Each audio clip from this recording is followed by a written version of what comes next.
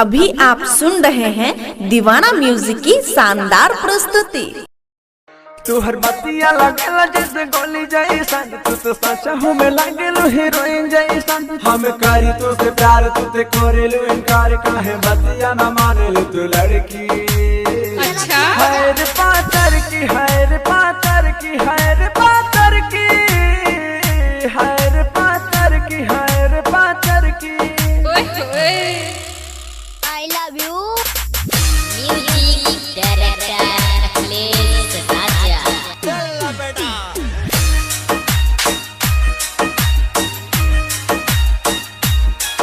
तोहर चेहरा लगेला जैसे चांद गोरिया, तुझे दिलवा में बस गइलू जान गोरिया। तोहर चेहरा लगेला जैसे चांद गोरिया, तुझे दिलवा में बस गइलू जान गोरिया। ऐसे करा ना गुमान हम बानी परेशान, काहे बतिया ना समझले लड़की।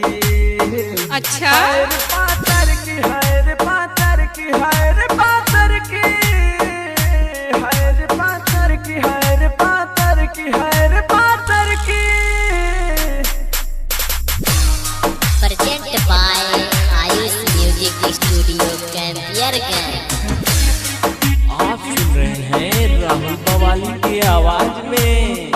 नींद रतिया में आवे नहीं हमरा के, जब देखले बानी रानी तोहरा के। नींद रतिया में आवे नहीं हमरा के, जब देखले बानी रानी तोहरा के। बानी हमहु बेचैन जब लड़ तोहर नैन, दिल हमरो तोहर लिए धड़की।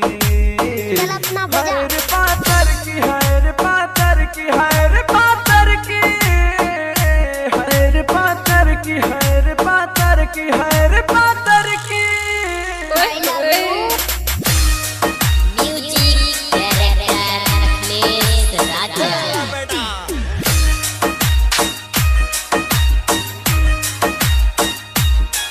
तोहर राहुल बवाली दे साथ गोरिया, हम जानता नहीं करलू तू प्यार गोरिया। तोहर राहुल बवाली दे साथ गोरिया, हम जानता नहीं करलू तू प्यार अच्छा। गोरिया। अगलेस कहले हो बात दे नहीं तोहर साथ, पास स्टेट लेके घूमे लड़की।